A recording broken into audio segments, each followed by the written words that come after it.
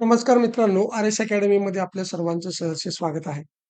मित्रांनो, ही आहे पोलीस पाटील भरती सराव पेपर क्रमांक 2. तर हा जो पेपर आहे तो 80 गुणांचा आहे. 90 मिनिटं वेळ लावून तुम्ही सोडवायचा आहे.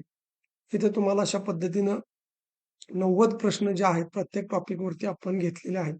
परंतु एक गोष्ट आहे, की जे विद्यार्थी आपल्याकडे या पी-डी-एफ मागत आहेत, त्यांना आपण टेलिग्राम चॅनलवरती पी-डी-एफ टाकत असतो. परंतु 22 तारखेपर्यंत टेलिग्राम चॅनलवरती बंदी आहे. त्यामुळे 22 तारखेपर्यंत टेलिग्राम चॅनल सुरू होणार नाही. आणि त्यामुळं काही विद्यार्थी कॉल मेसेज करतात, की "सर मला पर्सनल तुम्ही WhatsAppला ही पी-डी-एफ द्या." तर प्रत्येक मुलाला वैयक्तिकरित्या पी-डी-एफ सेंड करणं शक्य नाही. त्यामुळे लक्षात ठेवायचं आहे, की ह्या ज्या पी-डी-एफ आहेत, ह्या पी-डी-एफ तुम्हाला 22 तारखेनंतरच अवेलेबल होणार आहेत. तोपर्यंत तुम्ही या ठिकाणी सोडवू शकता. तुम्हाला इथेच उत्तरं सुद्धा दिलेली आहेत. खाली बघू शकता तुम्ही.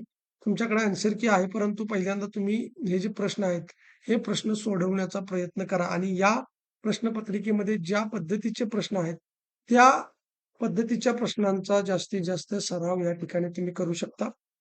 22 तारखेनंतर मात्र ह्या ज्या पी-डी-एफ आहेत, ह्या पी-डी-एफ तुम्हाला तुमच्या टेलिग्राम चॅनलवरती मिळून जाईल. बरेचसे ॲडमिशन असल्यामुळं प्रत्येकाला वैयक्तिकरित्या या ठिकाणी WhatsAppवर सेंड करता येत नाही. त्यामुळे कुणीही तसा मेसेज करू नये किंवा कॉल करू नये, की "सर मला वैयक्तिकरित्या हा पेपर पाठवा." कुणालाही पाठवण्यात येणार नाही. तर लक्षात ठेवा चांगल्या पद्धतीनं तुमच्याकडे वेळ आहे.